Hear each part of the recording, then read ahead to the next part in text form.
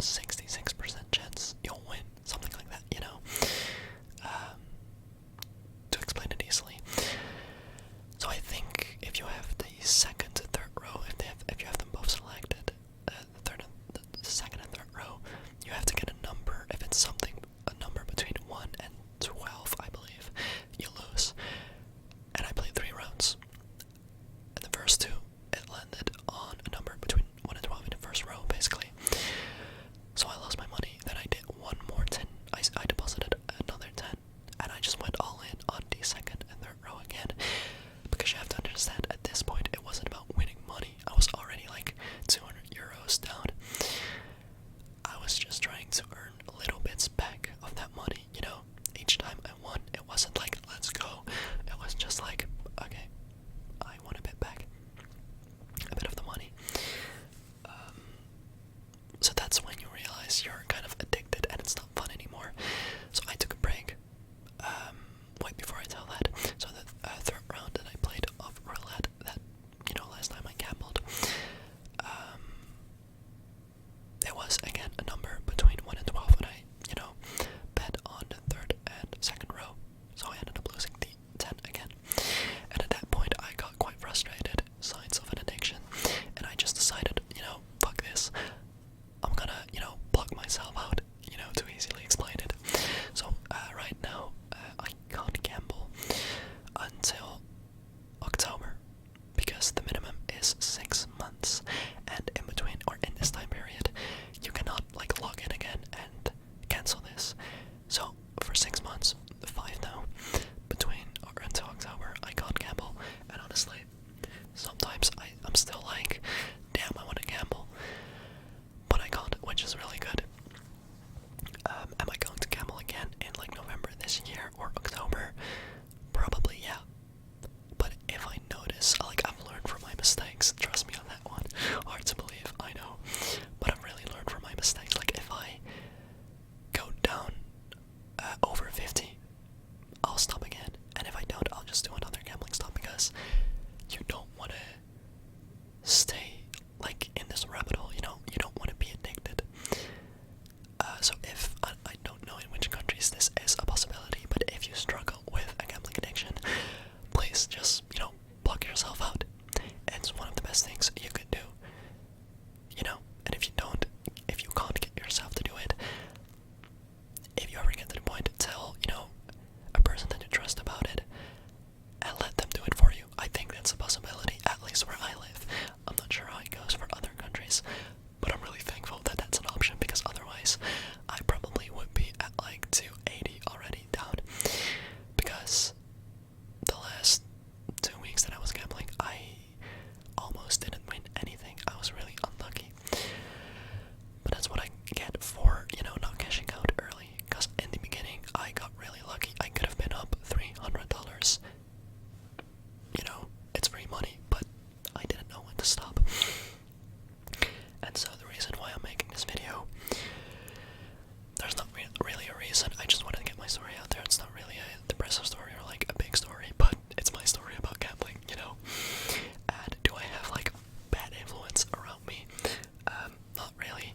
This one friend of mine, she turns 18 in November as well, and she was like, yeah, if I turn 18, we're gonna gamble together.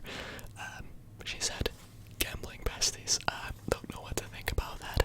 I said sure in the moment, but I don't want to be the person to get her involved with gambling, you know? Because that would feel really bad. You don't want to be that person. I almost dragged like another friend down with me, but he stopped. He also stopped early on, fortunately, on time. He stopped on time. I did it. So yeah, we'll see how that goes. Maybe in November, you know, or October,